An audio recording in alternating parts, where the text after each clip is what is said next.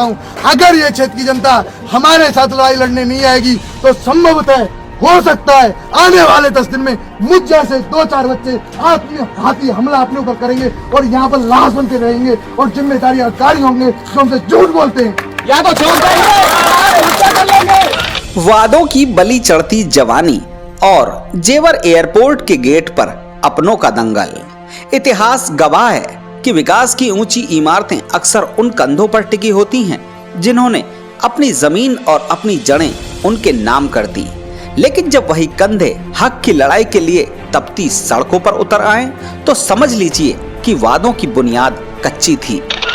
और बोला बुजुर्ग, मैं आपसे आशीर्वाद लेना चाह रहा हूँ, मेरी बात सुनो। मैं सर किसान यूनियन का नेता नहीं बताऊँ, अगर आप हमें सहयोग नहीं देना चाहते तो आज मैं सबसे कहना चाह रहा हूँ तो मुझे कौन ही मार खड़े होकर अभी एक धन्यता भी कर रहा हूँ।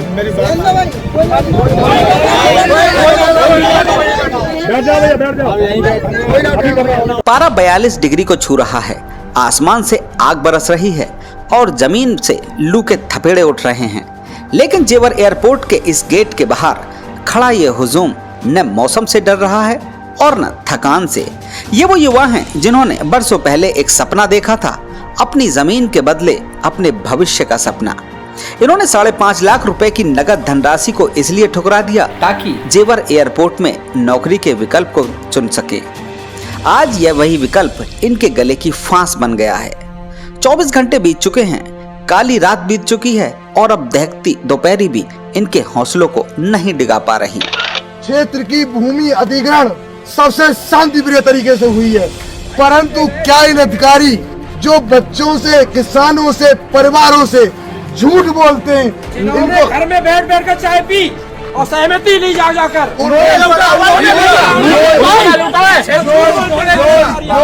झूठ बोलते हैं, इनको कैसे यकीन करें?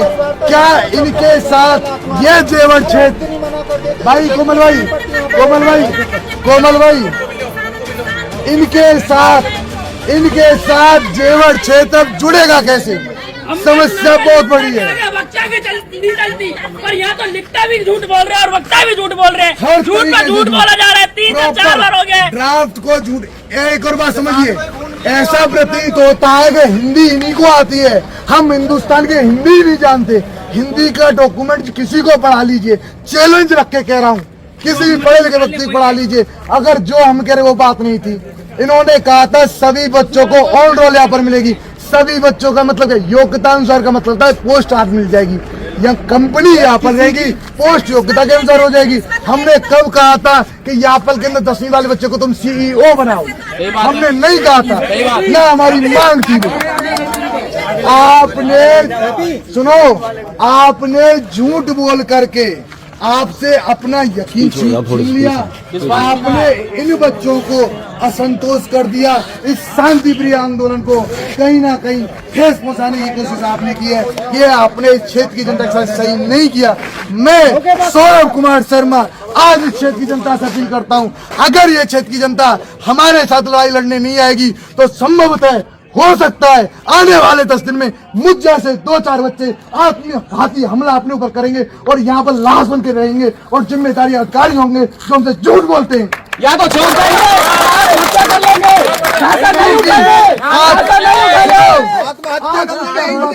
बता रहा हूँ।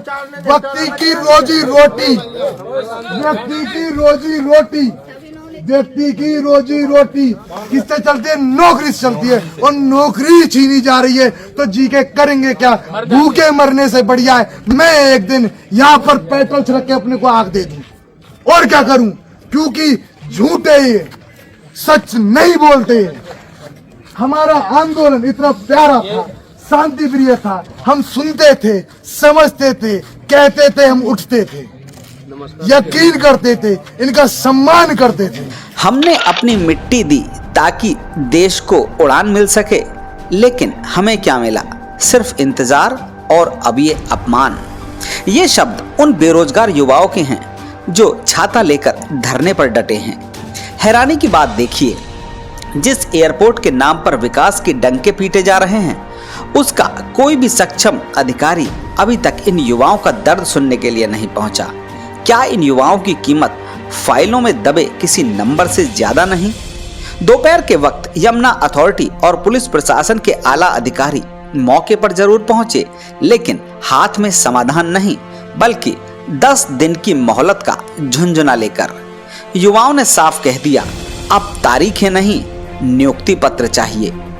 इसी बीच जेवर विधायक पक्ष के प्रतिनिधि सुधीर त्यागी और मौजम खान ने युवाओं के बीच पहुंचकर उनके साथ खड़े होने का आश्वासन दिया है। ये तुम्हारे साथ ही बैठे हैं, तुम जो तुम्हारा फैसला है तुम्हारे साथ ही है, ये अलग नहीं जा रहे। टेंट भी लगेगा, सब भी लगेगा, लेकिन दूसरे सम्मान हमारी उन्होंने साफ कहा है कि अगर तय समय में नौकरी नहीं मिली तो वह लड़ाई और बड़ी होगी, लेकिन सवाल वही खड़ा है, क्या आश्वासन से पेट भरता है?